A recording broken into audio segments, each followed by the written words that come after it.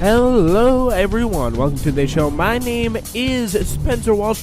We are broadcasting today live, as usual, on SWRN. At the time we are broadcasting is 4:30, so it's not usual day. 4:30 p.m.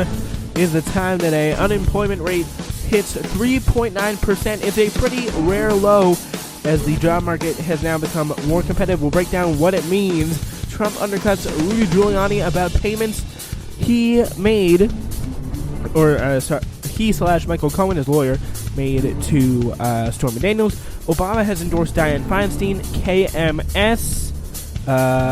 10 journalists were killed in Afghanistan. What's really important in this whole situation, with the whole controversy this week about the White House Correspondents' Dinner, there's a great article about that I want to tell you about. So, you're going to want to stay with us today. We got a great show for you. We just want to get a show done for the end of the week before we return to work for the next work week. You probably don't want to think about it as we are just ending this week right now, but still there is that we do have to think about. So the unemployment rate, the jobs numbers, they have been released. They remain down to 4%. The first time in a sustained, the first time the number remained below 4% for a sustained period was the 1960s. So if you look at the 4% benchmark, we are at 3.9%. So it was just about that way from 65 to 70, and then things stuck up again all the way back to 6% back in 70.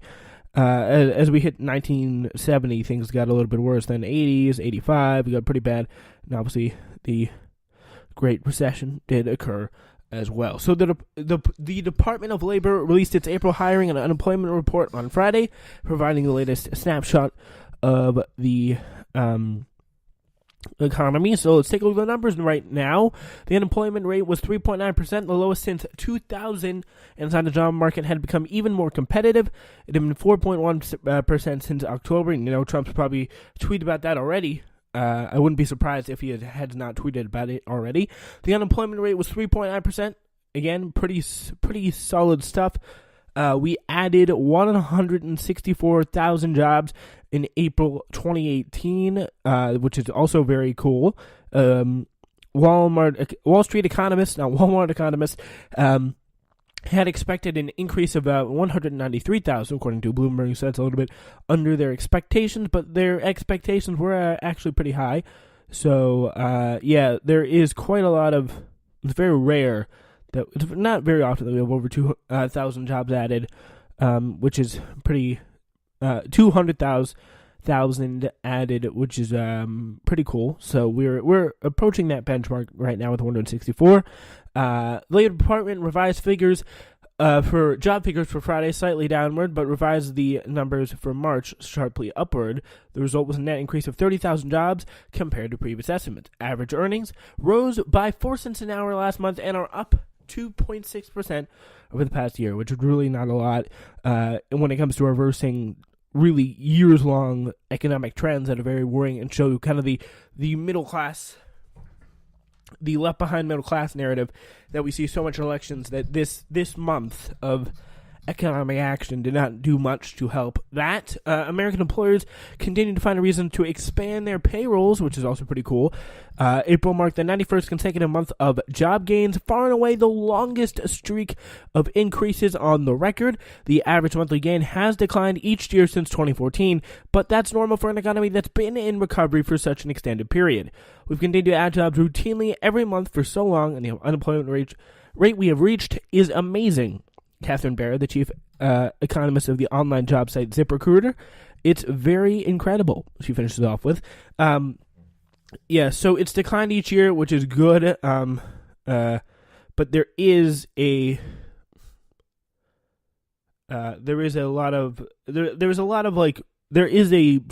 slow recovery, as what you've heard. You've probably heard Republicans say this about the Obama years, but there really has been quite a slow recovery from what we've seen at this point. So the drop in the unemployment rate may be partly explained by the contraction in the labor force last month. Still, the jobless rates is actually at his. Okay, we got some breaking news right now into the Into our SWR newsroom, we're going to spend a lot of time on this.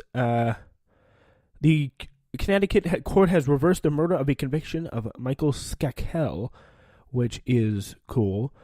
He found guilty of bludgeoning his neighbor with a golf club. So that is cool. It's a curse. It's something that drew national attention because of the cold case murder. The cold case murder that has drawn the attention of tabloids and television news magazines with a blend of cold case murder, celebrity, and wealth. Skakel was the nephew of Ethel Kennedy, who was a pretty big deal, apparently. I understand at the time. There's a lot of wealthy people. So his convictions, the Connecticut Supreme Court has reversed today. So which is pretty irrelevant in the grand scheme of things, and actually is pretty irrelevant.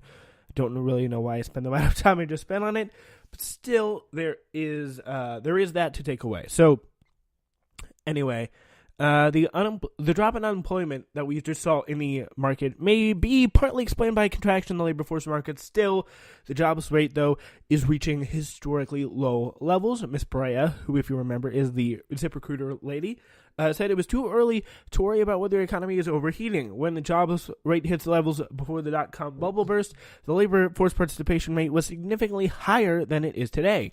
It's easy to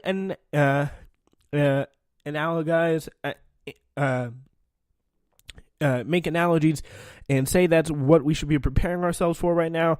This kind of thinking may prompt some employers to cut back investments on hiring, which could begin to slow growth, which would be obviously pretty unfortunate. President Trump's flirtation with the trade war has thrust uncertainty in the overall economic picture. The White House offered little clarity about whether it's only imposed steel or aluminum tariffs will extend to allies like Mexico, Canada, and the EU, but it seems no closer to smoothing over economic tensions with China. So, things aren't really working out with them right now. They're having a pretty tough time at the moment from what we can see. So economists say it's too soon to tell how employers may change their staffing plans in response to tariffs on Chinese goods or to Beijing's retaliation. The Institute for Supply Management said that this past week, manufacturing grew pretty big time. But there are signs that the companies that buy metals are feeling the dark effects of a trade war already. The Institute for Supply Management said this week that manufacturing activity grew in April at its slowest pace since July. So that could be a one-time trend, or it could be a more worrying, significant factor of things to come. So, that'll be something worth looking at. And a lot of these places with the economy and the trade war, like, these are places that Trump won. This is kind of the Rust Belt sector, the sector that's kind of been left behind over time. A lot of the poultry farmers are some things that are being tariffed here, and manufacturing. I mean, literally, that was one of the main pillars. One of the things Trump so frequently said about his campaign was, we are going to bring those manufacturing jobs back to the Rust Belt, and that's something he really ran on and hit home on, and that's something that people are just right now not really seeing. They're not really sticking with it, and they're just not really liking it. And you're really not getting an indication he's going out of his way to look out for them. But will that cause him real lost support? Will there be anything that causes him real lost support? We'll see, but yeah, I haven't heard a lot about his polling in recent times for the Trumpster. Uncertainty over the price of raw materials could prompt factories to cut back from their recent hiring spree. Manufacturers added 73,000 jobs in the first quarter, much more than the same period last year, so that's also pretty nice. Economists expect the low unemployment will lead to an increasingly big pay bumps for workers which is good. We want those pay bumps. We want the productivity to match up with the compensation for that productivity. It's one of the big things progressives across the country are fighting for, and one of those is a living wage, a $15 minimum wage that low-income workers in America can really survive off of. It's going to be very important to fight for that in the next election and really monitor who's supporting what when. That'll be very important. So, all right. Yeah, that is that is pretty cool. Economists are expecting that, but this recovery has so far bucked conventional wisdom broadly, so we can't really knock that very good thing down in stone yet. So, and who knows? We'll have to see what happens and how employers will reward their workers in the long run. Wages have increased 2.6% over the past year, not much faster than inflation. The modest uptick probably would not prompt the Federal Reserve to raise its benchmark interest rate more aggressively than it has signaled, the economist said. Projections released at a Fed meeting this week suggested that officials were leaning towards a total of three rate increases this year. You know, interestingly enough, while I was talking just now, you may have heard the microphone I used to record this podcast just fell off the stand. So that is a little bit problematic, and we're going to have to take a brief break, and we'll be back very shortly. This is the Spencer Walsh Radio Network. Your show will return in just 4 minutes. Pendo on the beat.